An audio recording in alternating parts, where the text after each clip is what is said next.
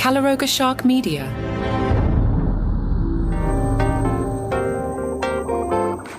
Hello, I'm Johnny Mac with your daily comedy news. Bert Kreischer told USA Today, "My wife never parties, but if we're out to breakfast in Hawaii and she goes, 'What's this Kahlua coffee thing? This sounds good.'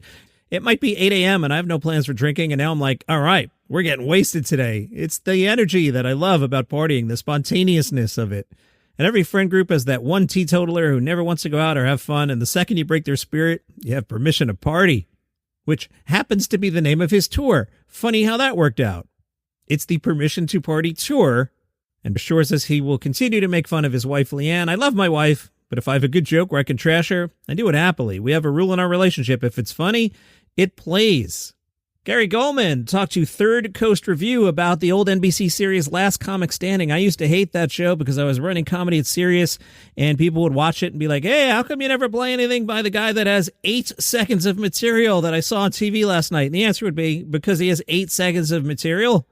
Gulman, who's got more than 8 seconds, said, "I just remember I was feeling pretty good at the time, and I really had nothing going on in terms of my career. I couldn't get any road work, and this sounds like an exaggeration, but I don't think I had $300 in the bank when it started. I just remember I went into more credit card debt to buy clothes so that I could look good on TV, and then I just kept getting passed further along, and it was really exciting.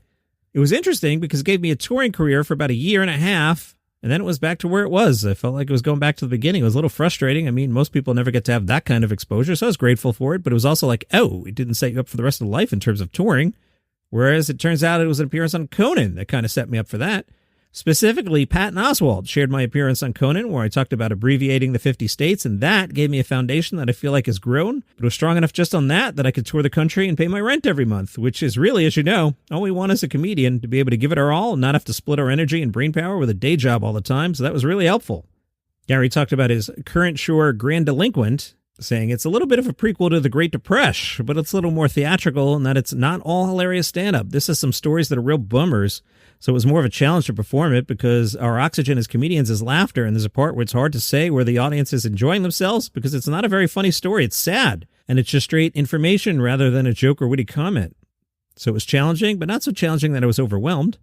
I felt over my head when we were rehearsing it, and that's a really good place to be as an artist or an athlete or really anything. You should give yourself enough of a challenge where you wonder whether you're equipped or whether you'll be able to rise to the occasion. So I think the show's really fulfilling. I mean, it was critically acclaimed, but I think more importantly, it was a little bit out of my comfort zone. My comfort zone is saying funny things, and this involved me not being funny for part of it. It's still a comedy show, but there's a lengthy story about a half an hour where people gasp about and really take it away with them. I think it's sort of a gradual evolution as a performer and writer to just start doing these observational jokes and then do something very personal with the Great Depression, and then do this, which is personal and also out of my comfort zone in terms of acting and performing. Stavros Halkias caught up with GQ about masculinity, and Stavros said, "I definitely have a glaring difference from the traditional idea of what a masculine man is. I've been fat my whole life. I received the scorn of traditional masculinity. I definitely felt that growing up. I'm pretty lucky that the funny fat guy is an archetype. Every crew of bullies has a fat, wisecracking guy that's there. I played football, I was athletic, whatever. But that was also me trying to fit in a way that sometimes probably wasn't that good for me. I was in school plays my whole life, and then something shifted in 7th grade. I remember getting offered a part, and I think it was You're a Good Man, Charlie Brown or something. But I wasn't Charlie. I got offered some other part, and I was like, theater is gay, dude. I was like, our theater teacher's gay. I don't want to be around that guy. It was effed up. It was pure sour grapes. The fact that I wanted to be Charlie Brown, then I was like, I'm 13. It's time to get strong. It's time to be a football player. I certainly would have been better off in the long run for my life if I'd stuck with theater. I would have still played sports, don't get me wrong, but I just admitted I wasn't good enough to get the part, and I should have worked harder. Balanced my life out that way instead of pretending like that stuff's not for me when I got my feelings hurt and lashing out in a very traditionally negative way. That is a fantastic answer. That's somebody who understands themselves. I like that answer a lot. He continued, I think about myself when I was 14, 15. I was a loser. I was nervous to talk to girls. I didn't feel comfortable in my body. I was getting attacked for being fat. Luckily, I was good at making fun of people, but if there's some ripped dude who's good at beating people up, it was like, I know how to get chicks.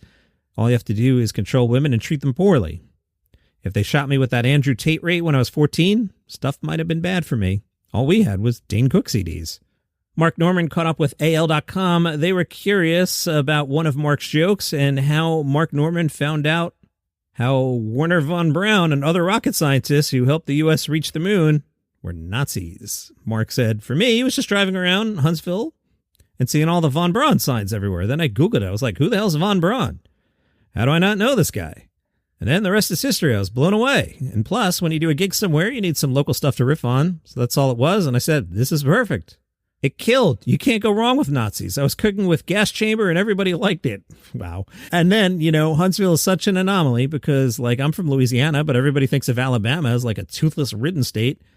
And you've got the smartest people on the planet as well. So it's a nice dichotomy. Mark self-spoiled about his current tour and said, I've got a whole chunk on Ozempic. I've got a whole chunk on AI, new advances in technology and ChatGPT and all this stuff. And I'm also trying to go more personal. I just had a baby. So I'm doing a bunch of baby stuff. But then you also don't want to be the baby guy. So I'm always tweaking and tinkering. Atsuko at Kotska caught up with Philippines Vogue. She's writing her third stand-up special and is taking a different approach. She explains for the first two stand-up specials, I always chased the joke, but now I'm trying to do this thing where maybe I service the whole story first. She finds that writing jokes first can be limiting. She explains, sometimes you'll go, oh wait, that joke about dogs doesn't fit into this hour of themes. You have to take that out. And then what do you do with that joke? You have to live in the drama first for it to become funny eventually. Greg Gutfeld caught up with the LA Times. He was gloating about being number one. Of course, his show is on at 10 p.m. Eastern, not 11:35 p.m. Eastern, a fact that the Gutfeld camp loves to ignore. And also on the West Coast, Fallon and Colbert and Kimmel air at 11:35, and Gutfeld airs at 7 p.m. Anyway, Gutfeld is number one in the 10 p.m. time slot and says, I get ratings every single day, so I was able to watch us win. I guess I wasn't that surprised by it. I just knew that it was going to take time. I thought, yeah, maybe in a couple of years, but it was like in a matter of months. He talked about the difference between Red Eye and the current show. Red Eye was operating on the assumption that you really had a select group of people awake at 2 or 3 in the morning. It wasn't trying to be a cult-like pleasure. It just happened to be that way. We did want it to be for everyone, though. Now we have 10 times the viewers, and we're number one. So in my mind, I'm going, I want the same sensibility, but I don't want to completely confuse the viewers. I realized that my humor on Red Eye was deliberately obtuse in some ways, and not really deliberately. It was just surreal and bizarre, and maybe that won't fly in prime time or late night. But like Red Eye, our show's now as interesting and unpredictable as that show was, and that's 90% of the fight. Now, this next section here, I've sat on this story for weeks. I don't know if you noticed, it was busy. But all this happened before the Kimmel Gate, but I think it happened after Colbert Gate. Gutfeld said, I think the key is that nothing you should say should warrant an apology. Meaning, if I were to insult you, you're not going to demand an apology from me. When somebody wants an apology for comment, I always ask them, how would that apology sound? I'm sorry that the jokes I made hurt your feelings. How insulting is that to the person you're apologizing to? I'm sorry I hurt your feelings with this insult. It's like the people that are demanding an apology don't even see how absolutely insulting it is that they're asking for it. Zainab Johnson is one of Vulture's comedians you should and will know, or whatever that thing is called. Anyway, I like it a lot, even though I can never remember what they call it. It's funny. I mean, she's been around for a minute. She was on Last Comic Standing in 2014, was a Just for Laughs new face that same year. Vulture asked, what was your worst show ever? The answer, probably the first time I did a main spot at the Comedy Store. It was year one, and I was ambitious. I'd been doing 5-minute spots to warm up the show, and I thought now that I'm doing a main spot, which is 15 minutes, I needed all new material. I went up after Gerard Carmichael, and I watched him turn a bomb into a win, so I thought I'd have the same luck. Nope, they didn't boo, but the silence was deafening. The friends in the audience who came out to support me were confused and embarrassed. I was lit early because I clearly didn't have the confidence or experience to get through the bombs. I thanked the audience and said goodnight. When I tried leaving the stage, the host was nowhere to be found, so I had to stand there in awkward failure. Ooh, that's brutal. What's your biggest financial hurdle you've encountered since becoming a comedian? Interesting answer here. I was under the impression that if you tell me you're going to pay me, you'll just do it. But I learned very early that if you don't speak up, people won't offer it to you. The Toronto Guardian caught up with Toronto comedian Brady Coyle. Brady's favorite comedian growing up, George Carlin. I listened to his albums, particularly Complaints and Grievances and Jammin' in New York. I saw him live when I was 14. I was the only one in the crowd under 50. I love Carlin's ability and willingness to analyze politics, dissect the English language, comment on human behavior, extrapolate where societal trends will lead us, and then also make sure to spend 5 minutes on fart jokes. Who are your favorite comedians right now, Brady Coyle? I'm a big fan of John Mulaney, Dave Chappelle, Pete Holmes, Nate Bargatze, Louis C.K., Dion Cole, and Tom Papa. Mike Birbiglia is probably my favorite. He's a hilarious and captivating storyteller.